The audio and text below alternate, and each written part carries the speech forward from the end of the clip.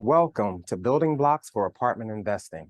On this episode, we have special guests, Donna and Brian Blackburn. This power couple is going to share with you their tips, tricks, and their experience in building a portfolio of 1,200 units. Enjoy the show. One way that we provide value to everyone is by bringing special guests like the two that we have here tonight, Donna and Brian Blackburn. Now, Brian and Donna, they are accomplished entrepreneurs and multifamily estate investors. Amongst other businesses that they also own Peace Valley Growth, a commercial real estate investment company that concentrates on value-add commercial multifamily opportunities. Brian and Donna bring 30 plus years of entrepreneurial experience, offering a unique professional skills and expertise that combine to produce strong levels of capabilities and insight. Donna and Brian, please introduce yourselves. Hi, everybody. Brian Blackburn. We're out of Philadelphia. 30 years of single family ownership, self-management sort of thing. Transferred into multifamily 3 years ago. I also owned a equipment repair company, which I sold off, and now I do this full time. Hi, everybody. I'm Donna. I'm part of the group. I also own a couple businesses myself, and I still continue to run a profitable daycare center. But we got involved with multifamily about 3 years ago, and I love it. Love it, love it, love it. Awesome. Donna, can you tell us, how did your journey into multifamily investing begin? How did you begin? How did we begin? Oh my goodness, how did we begin? How did this all start? We started years ago with singles. My sister had singles. I helped her with her singles. I learned all about how to be a landlord, how to rush out there every week and cut the grass and take the phone calls. Brian learned how to fix a toilet many times, how to change light bulbs. And we still have one single. We have one left. It was my dad's. I can't give it up. I'm getting close though. I'm getting close to giving it up. But yeah, we learned how to be landlords. And 3 years ago, we decided we're done being landlords. We want to be asset managers. So that's pretty much how it started, and we've enjoyed it. That's great. No, that's good. That's good. So Brian, can you walk us through your multifamily strategy or what you look for in an investment? Very first thing I do is I check out markets. I want to find a market that has job growth, population growth, low on crime, things like that. Once I find the market, then I will look for individual properties to purchase. We are value add players, so C and B properties that we can add some value to, raise the NOI. That's how we do it. Okay, great. Can you please give us one example of one of your deals and the steps that you took to get the deal done? I'll talk about our first deal. First deal, it's an example of you never know where a deal is going to come from. It came from one of my partners going to the gym and talking with someone while they were on the ellipticals. Bottom line, it was an 81 unit in Texas. So the very first step we did was we went into the market. I called every apartment complex within 3 miles of the complex, found no vacancies literally anywhere. So I knew we were in a pretty good market. Then we jumped into due diligence on the property to make sure there was no unexpected surprises along the way. The property checked out as far as the due diligence. We checked the crime in the area. There's literally no crime in this area. We really hit the jackpot with this thing. Hey Brian. Yes. I hate to interrupt. Sure. But can you please explain to those who may not understand due diligence? What does that entail? Due diligence, okay. We hire our property manager who is going to run the property for us. We bring them in during the due diligence period And that entails walking every unit. Every unit. It's more work than you think. Yeah, it's fun. It's fun. But you physically look at every unit to see, you know, which ones need cabinetry, which ones need a light package, things like that. We scoped the plumbing. It's got cast iron plumbing, so we had to scope that, make sure that was clear. Get up on the roof, make sure the roof is as it was presented. It's basically the physicalness of the property. Everything you can think of that you would want to look at, you look for foundation issues. And then also, the property manager also gets involved in looking at the financials. Right. So they go through the financials to make sure there's no surprises. Every single lease. Every single lease gets audited. Yep. And this property, when I tell you things were on napkins, I'm not kidding. It was a direct to seller. And so that got quite complicated figuring all that out. But it's just the physicalness of the property, the paperwork. You want to make sure there's no surprises basically with anything. Did I answer the question for you? Yes, sir, you did. Yes, sir, Okay. you did. I Okay. appreciate that. Thank No you for worries. expounding. If I can stack on that, Sure. and that's what your property manager does. They write every single thing down about each individual unit.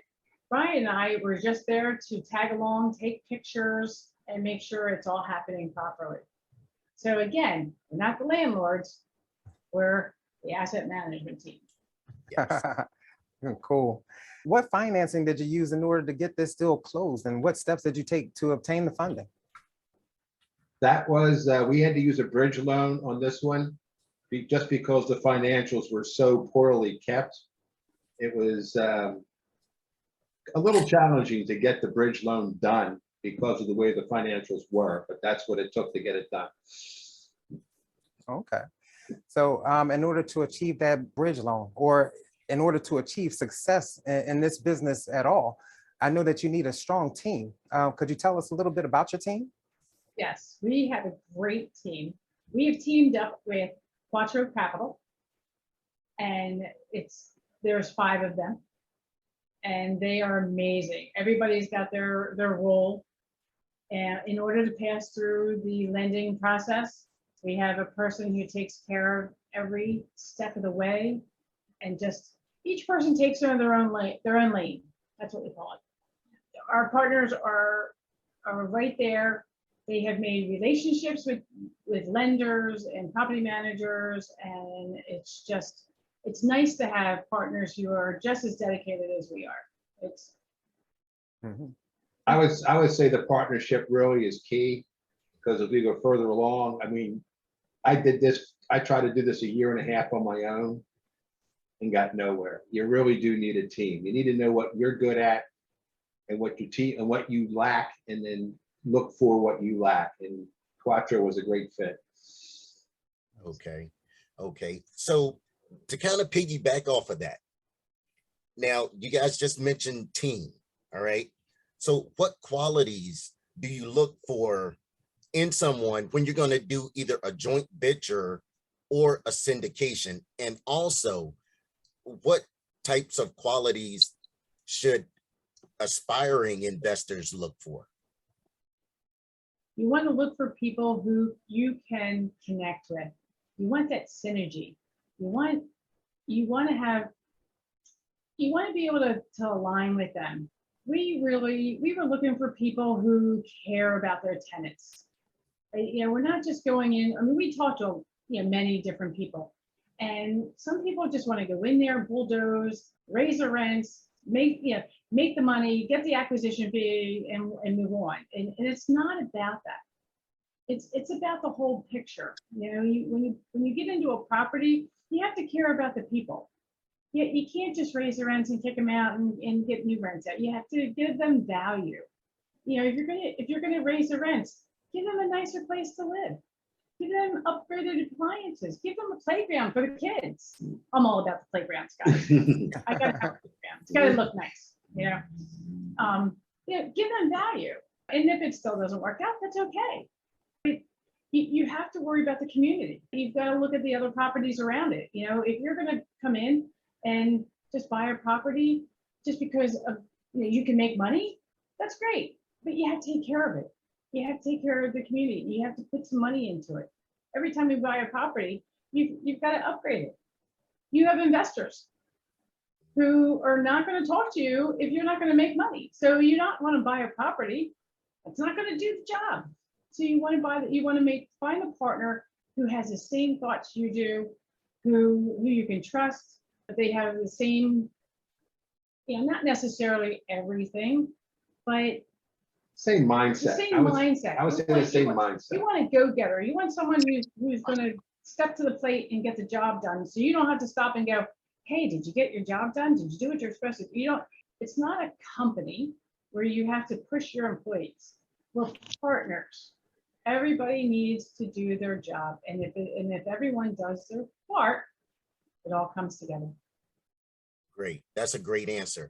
And just so everyone knows, these types of team members and syndications, when you're dealing with these teams, they are literally like a marriage.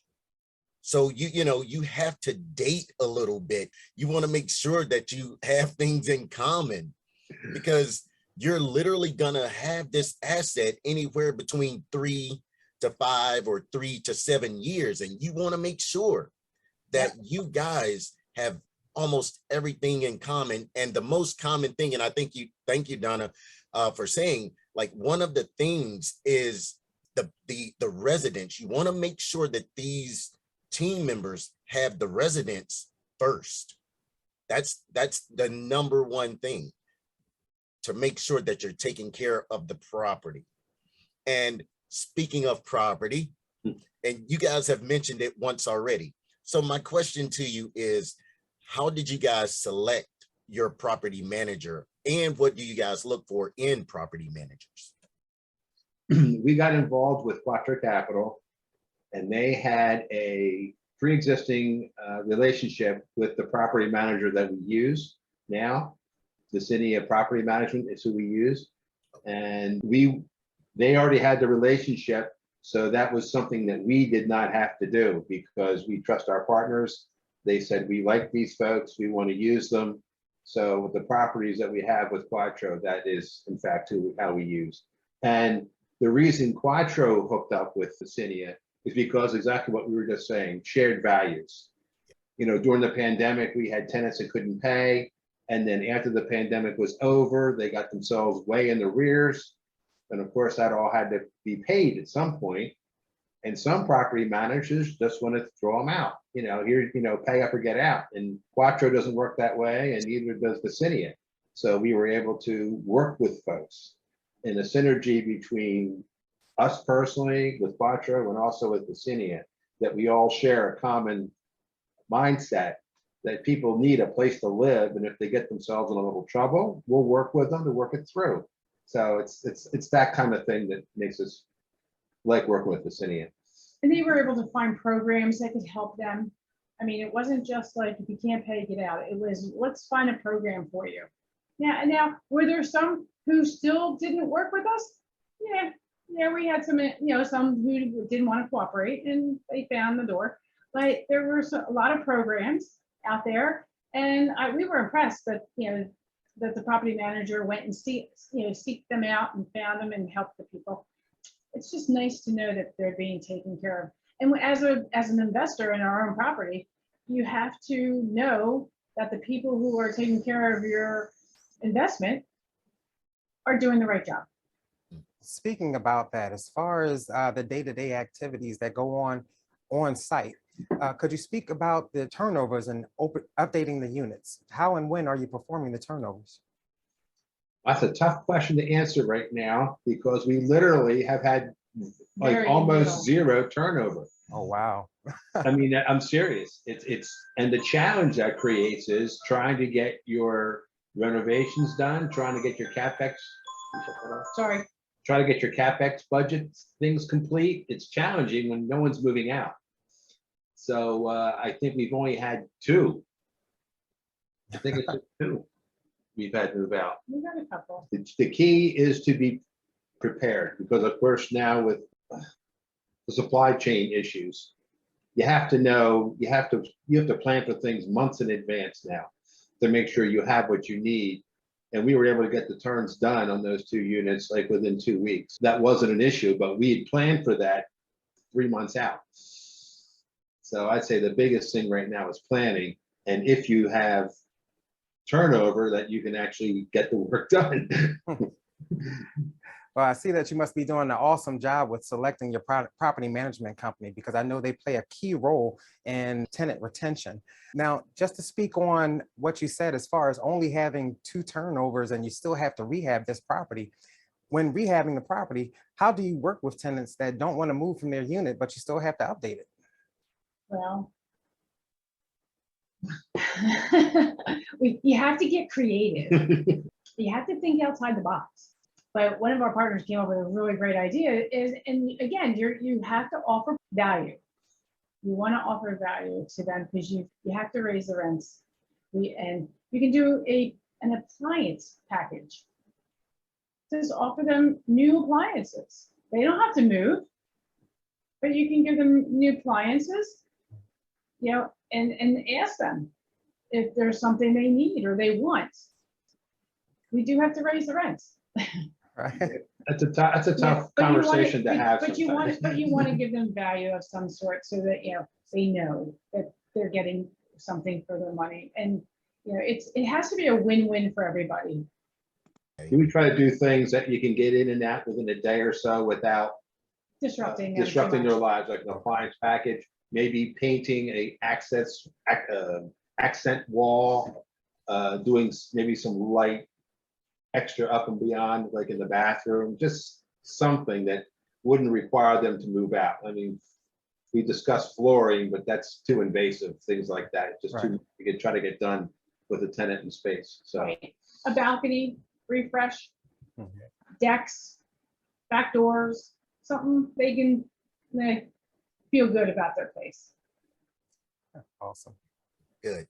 So, Donna and Brian, I know at the beginning, you know, you guys said you had single family experience.